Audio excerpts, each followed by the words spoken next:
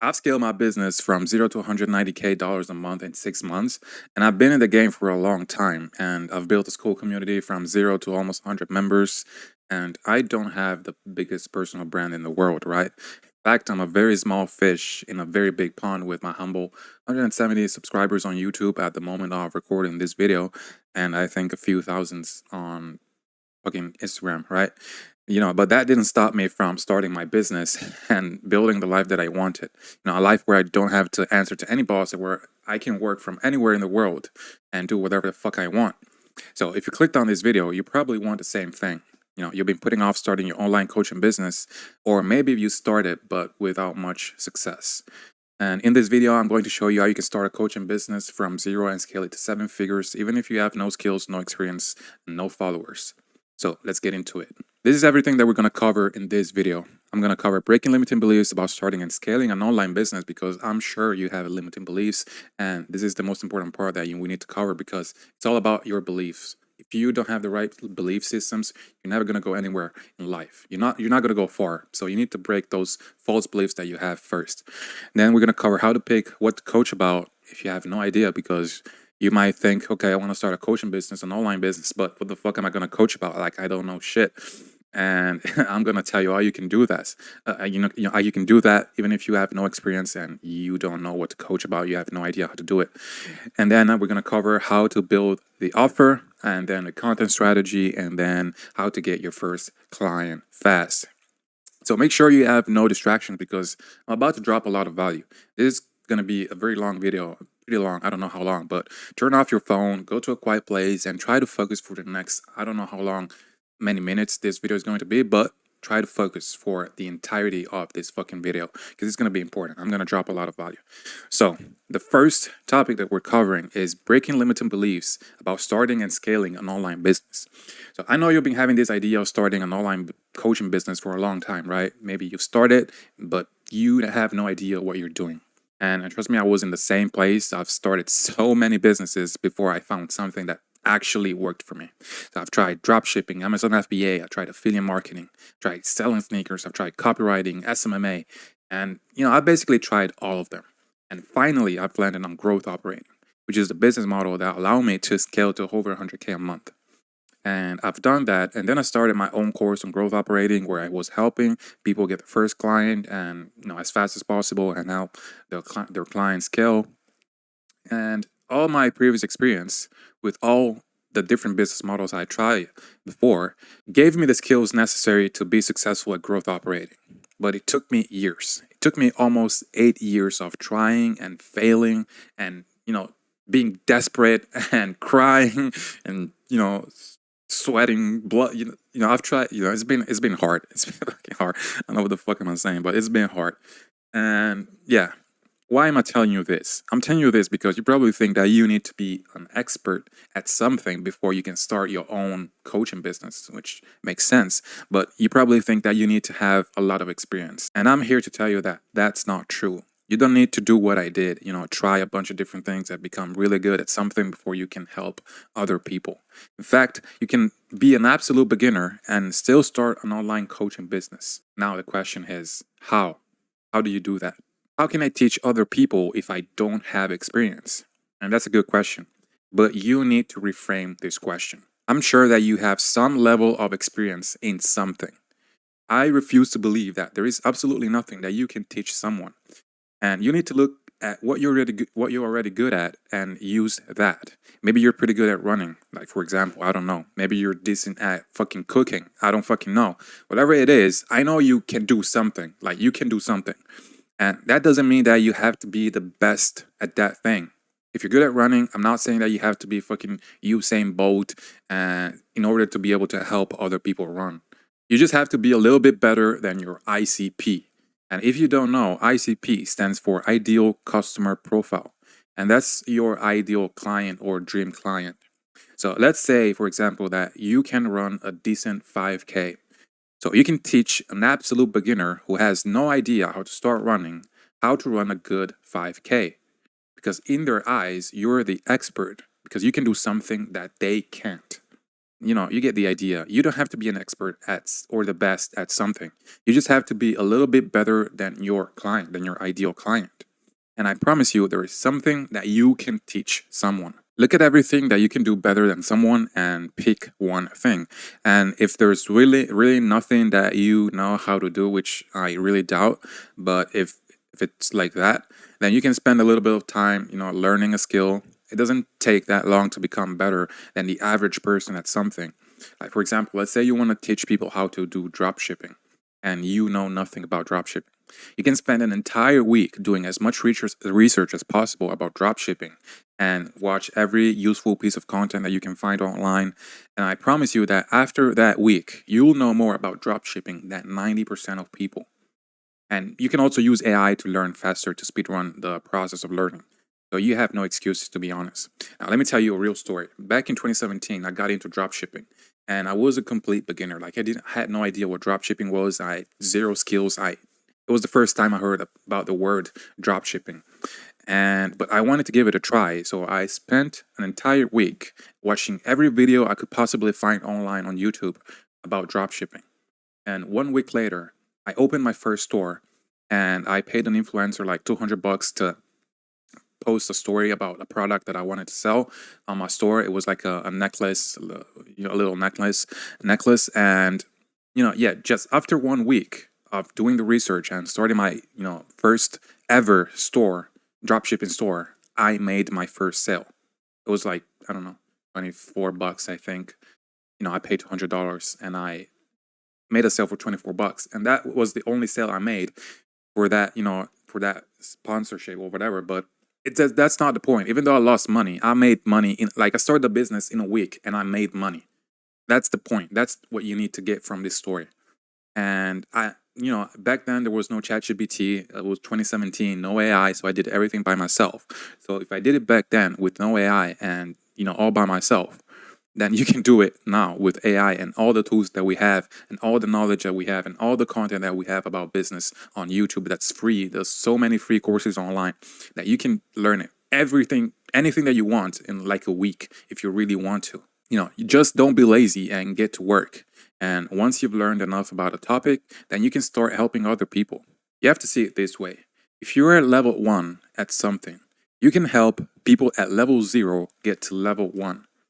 And as you get better and you level up, you can help people level up as well.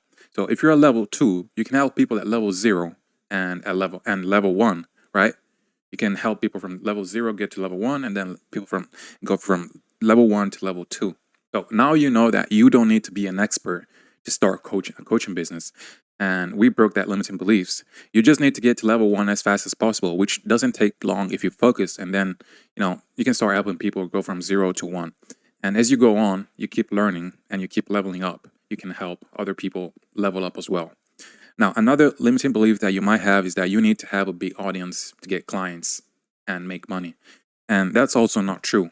I mean, look at me. I have 170 subscribers on YouTube, and I've made hundreds of thousands of dollars getting a few hundred views on my videos. And that's because I made the videos targeted to my high CP. I made content that solved a specific problem for a specific person. So I could show many other channels on YouTube doing the same thing, people with less than 1K subscribers, like printing 50, 60, 100K a month. But the point is that you don't need to be Alex Ramosi to make a lot of money online. You don't need to have millions of followers and millions of views. You just need to reach the right followers, the right person, people who are interested in what you have to offer. And that brings me to my next point, which is to how to create a good offer. Now, how do you create an offer that makes people pay thousands of dollars for? And I think creating an offer is something that a lot of people overcomplicate. Like, there are a million things that you can add to an offer to make it more irresistible. But I think it's dangerous territory because life has taught me that if something is too good to be true, or at least looks too good to be true, it's because it is. So when you create an offer that has a million, guarantees and risk reversal tactics and a ton of scarcity and urgency, it might not be a good offer. Like, it might look good from the outside, but the product might not be good. I mean, yeah.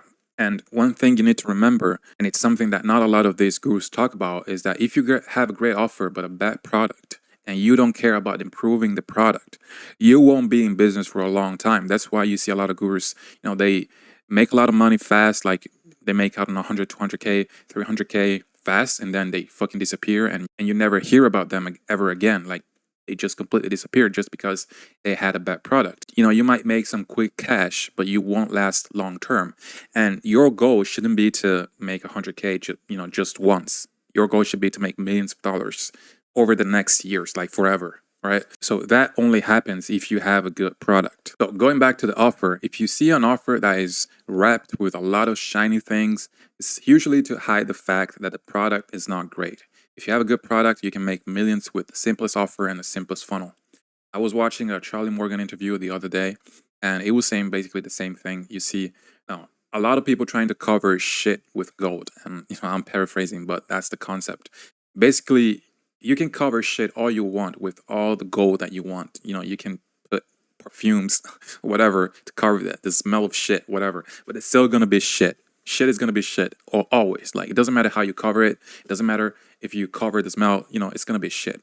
So the lesson for you in all of this is that you need to focus on providing value, and you need to focus on serving people.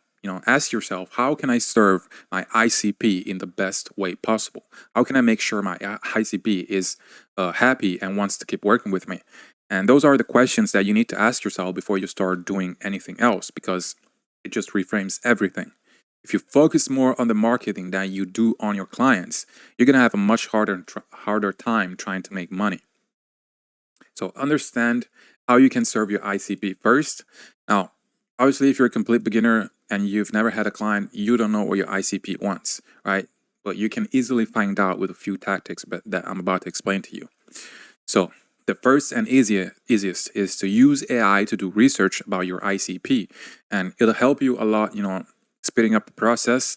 And the main things that you need to know about your ICP are, their current situation, so what they're struggling with, their desired outcome, so what they want to, where they want to go, but they can't get there because of X reason. And you need to find out the main reason that are preventing the ICP from going from their current situation from their to the desired outcome. Then their pain points, what they've tried before and why it failed, their limiting beliefs, their voice, so the specific language that they use, so that you can use that in your marketing. And the goal is to understand exactly what goes through their mind. When they hear you talking, they go, okay, this guy gets it. He understands what I'm going through.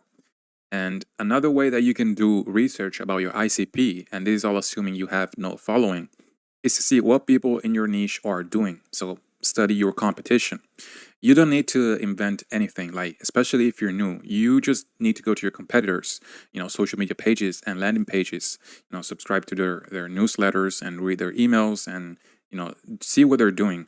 And everything you see is exactly what your ICP wants. There's no point in trying to figure it out, from scratch if someone else has already done the hard work for you. And before you say, "Oh, that's stealing," and blah blah blah, it's not. The biggest companies in the world steal smaller companies' products all the time. I'm not saying this is right or wrong. I'm not saying that you should copy word for word what your competitors are saying, but I just want you to understand that business is extremely competitive, and if you don't sharpen up and understand how to take what's already working and make it your own, it's gonna be very hard for you to do good in business. Like you need to steal like an artist. Steal like an artist is a thing. Doesn't mean that you have to copy everything word for word or exactly the exact landing page of your competitor, but you need to take what's working and make it yours and add your own personality and your own unique perspective to what's working already. Okay, these are the two fastest way to do market research about your ICP if you have no following and no idea where to start. Now, if you already have a small audience and you're getting some views on your content, there are other ways that you can do market research. Like for example, if you're B2B, you could do cold outreach. You can make a list of prospects, reach out to these prospects, get on a call with them, and ask questions. And it's important that you record every sales call that you take. And once you've done a few sales calls, you can start noticing patterns about your ICP, what they actually need, and what are recurring problems that they have. And also, you can feed AI the transcripts of those sales calls, and AI is going to help you find those patterns and most common objections and everything that you need to know, just in case you need, miss something. You need to use AI to help you speed up the process of doing research and everything. So this is good because you will have prospects tell you exactly what they need on a call personally, like directly. And all you have to do then is just give them what they want. And it works well, but it's time consuming, obviously. And but if you don't want to pay for ads, you don't have money for ads yet, then you have to pay with time. But there is a faster way to do it as well. So instead of taking tens of calls to figure out what your ICP wants, if you have a following, you can just post a survey on your social media. And on this survey, you can ask all the things I've said you need to figure out about your ICP, so their pain points, what they're struggling with, what they've tried before, what they need, all this stuff. And you need to ask them also what if they're willing to invest and how much are they willing to invest in a product that helps them solve a specific problem that they have. And of course, that's going to help you figure out how much you can price for your program. But the survey method is much faster because you don't need to sit down, take calls, and talk to each prospect individually. You can just, you don't have to take sales calls. You can just have a survey, have people fill out the survey, and you can have like a 50, 100 responses, and you can feed those responses to AI and still find common objections, what they need, common pain points, and you can figure out patterns so you know how to market and how to position your offer and do everything correctly. Once you have the basic information about your ICP, you can start formulating the perfect offer. But what's the offer? The offer is just the transformation you help your client go through, plus your unique mechanism. So the unique mechanism is exactly how you're going to help your client go through that transformation. How are you going to help your client go from point A to point B, which is point A, current situation, and point B, desired outcome. And let's say you want to help people lose weight. You might have an offer like this. I'll help you lose 10 kg in 90 days without spending more than 30 minutes a day working out with my afterburn protocol. So let's analyze this offer and let's understand what makes this a good offer. First of all, it has a clear transformation. So lose 10 kg in 90 days. It has a unique mechanism, which is the afterburn protocol. Someone will, might be like, "Well, what's the afterburn protocol? It sounds interesting." And it has a clear timeline, which is 90 days. Now, you have to remember that the faster you help people achieve the result that they want, the more valuable is your offer, the more appealing is your offer. But you have to be careful because you have to, I see a lot of people overpromise and underdeliver. And you should do the opposite. You should underpromise and overdeliver. That's the real secret that a lot of people don't get. Like, let me give you an example to make you understand what I mean when I say underpromise and overdeliver. So let's say that you help people lose 10 kg in 90 days, but you know that 80% of people who went through the protocol lose that 10 kg in just 60 days. So you don't change the offer and say, "I'll help you lose 10 kg in 60 days," but you leave it at 90 days, which is still a good timeline, right? So when people go through the program and lose 10 kg in 60 days, in their mind, you over-delivered. Like, you help them lose fat in a much faster way that you promised, right? So they're blown away. But you didn't change anything about the program or the offer. It's just a perception game. Like, if I go through a program and the program says that I lose 10 kg in 90 days, and then I go through the program and I lose 10 kg in just 60 days, I'm going to be like, "Damn, this shit fucking works. This guy is amazing. I want to keep working with this guy, or I want to keep buying products from this company or person." But unfortunately, a lot of people do the opposite. They promise a result without knowing if they're going to be able to deliver, or sometimes they know damn well that you're not going to get the result, and that's just scamming. But try to do the opposite. Try to underpromise and overdeliver, which is the best way to do business, to be honest. Now, I know what some of you are thinking. How do I know if I'm going to be able to deliver if I never had a client before? Well, the truth is that you don't know, and there's no way you don't know. And the only thing you can do is to be ethical and to be honest. So you say, "I promise that I'll help you get the result. And if I don't, I'll give you your money back." Now, you have an incentive to work hard because if you don't deliver the result, you're not going to, you're going to have to refund the client and you're not going to get paid. Like, you're going to lose the money. So you have an incentive to work hard, but if you don't achieve the result, you're going to have to be honest and ethical and still refund the client because you want to do good business, right? You don't want to, you don't, as I said before, you want to be in this for in the long run. You want to start, you want to build a real business, and you cannot build a real business if you're scamming people, if you're not refunding people, and over promising and not delivering, right? So just be honest, give them a refund. Next time, you know how you, what to promise and what not to promise, and you can start building from there. And you can get better at your delivery. You can always improve your delivery, but you have to be honest and ethical, and you have to refund people if you need to refund people. You know, that's it. It's very simple. Just be transparent, just be honest, and that's all you have to do to have a good offer.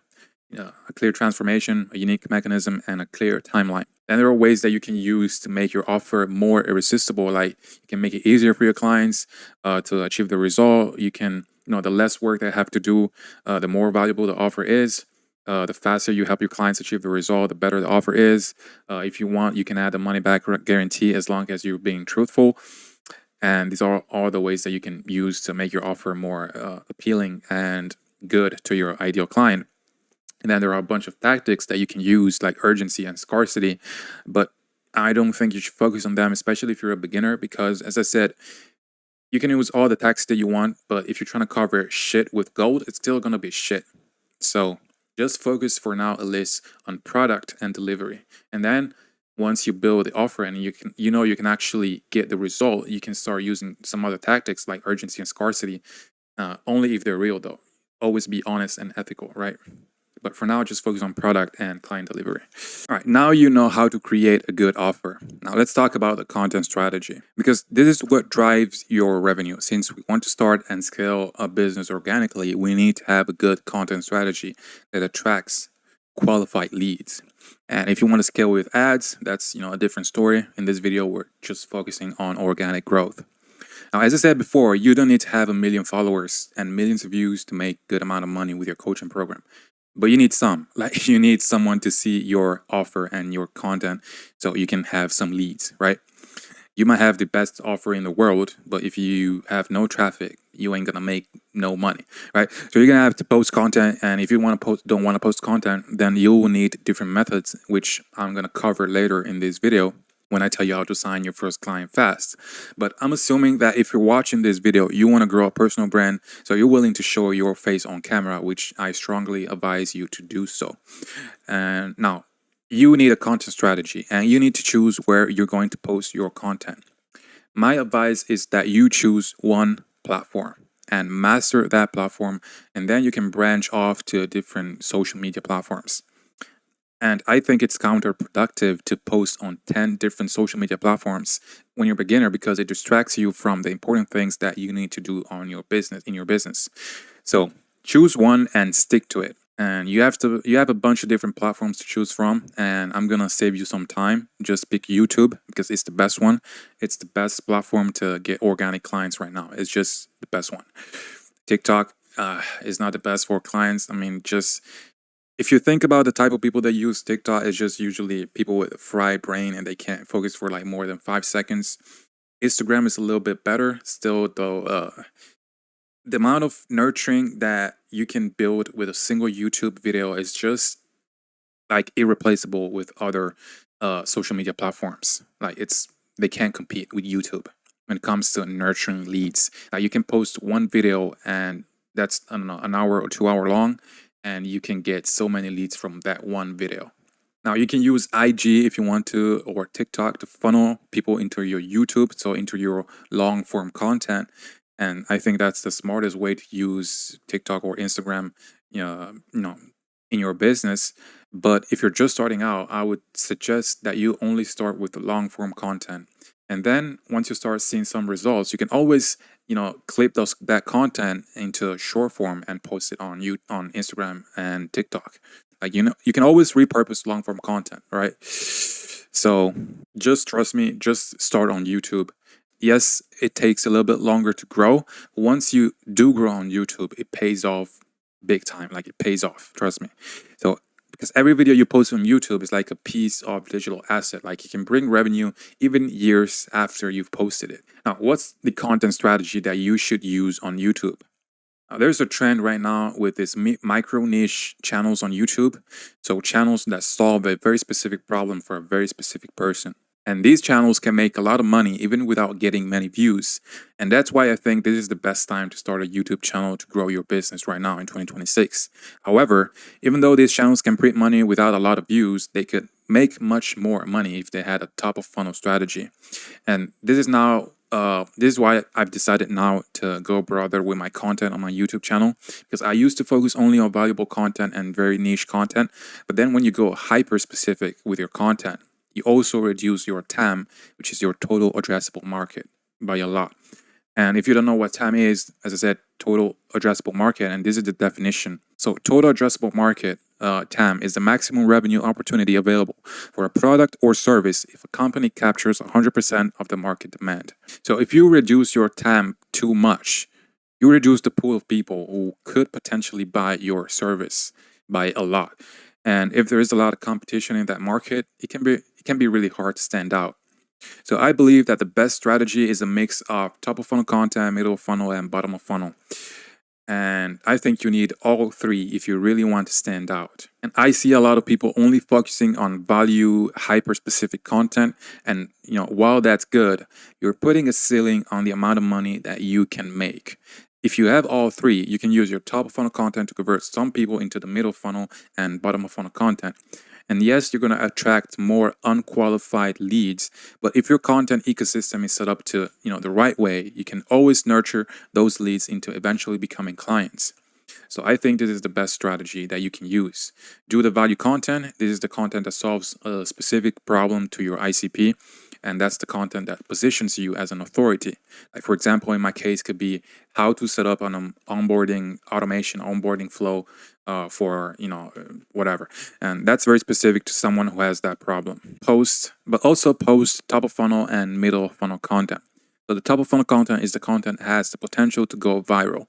It doesn't matter if you go viral or not, but the topic of the video should be broad enough that you can attract more people and you can expand your TAM, your total addressable market.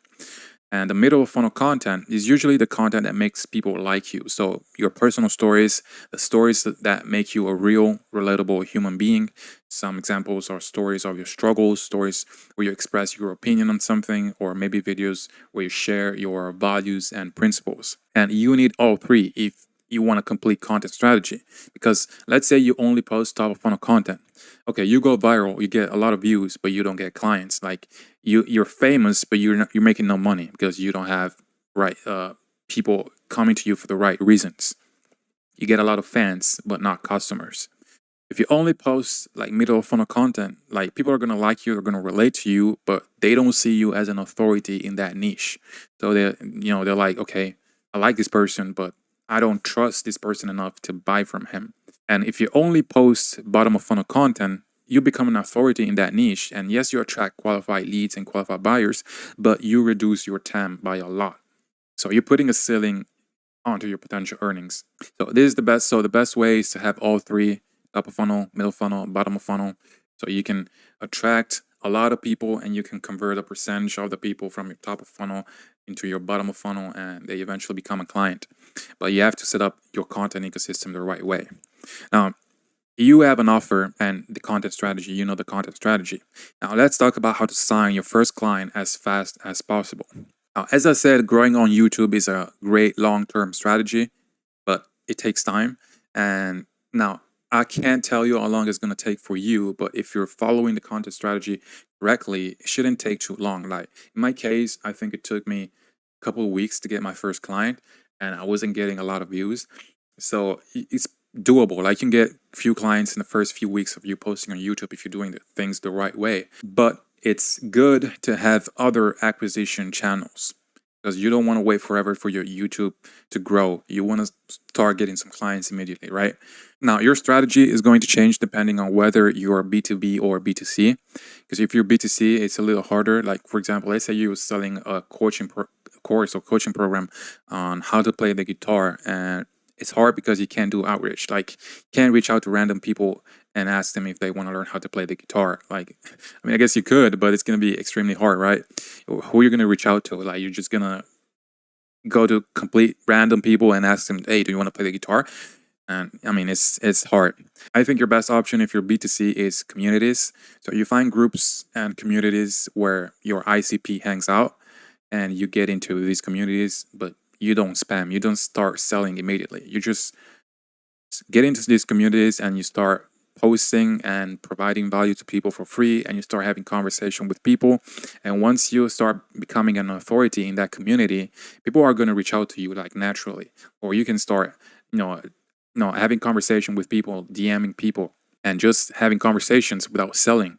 Once you earn the trust of these people, you can, pitch your product or service, because now they already know you, they already trust you. But if you go into these communities and immediately start selling, hey, I have this, if you want to buy, first of all, they're going to kick you out of the community, probably, if it's a good community, and people are not going to trust you. So yeah, you got to do it the right way. Now, if you're B2B, you can do cold outreach. And I think the best cold outreach method is sending personalized Loom videos. And the more you personalize your outreach, the better, the higher the chance of people replying to your message. And if you show your prospect that you put effort into sending that Loom, and you did the research on their business, and they're going to take you much more seriously, and they're much more likely to get on a call with you. So I think the best strategy for cold outreach is fewer messages but more personalized, at least when you're starting out. You can increase the volume later, but when you're starting out, I think you should focus on personalization and trying to get as many quality conversation as possible. And then as you get better, you can increase the volume. And if you're B2B, you can also use communities as well. Do the same thing, get into these communities, post value, become an authority in that community, have people reach out to you, reach out to people, DM, start conversations, and that's gonna get you some leads. And if you do this correctly, you can get leads and sign a client pretty much in a week. Like if you're doing everything correctly, like you can sign a client tomorrow. Like there's no limit like to how fast you can sign a client. You can sign a client the same day, tomorrow, in a week, in 30 days. You just have to be consistent and keep sending out messages to people. Now, this is how I started a seven-figure business in 2026. I know it might seem like a lot of work, and honestly, it is a lot of work. It's not easy.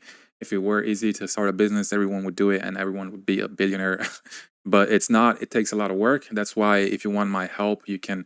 There's probably going to be a link in the description of this video. If there is not, probably we're out of spots right now, but you can DM me on Instagram. There's going to be a link to my Instagram, and yeah, we can have a conversation and I'll see if I can help you.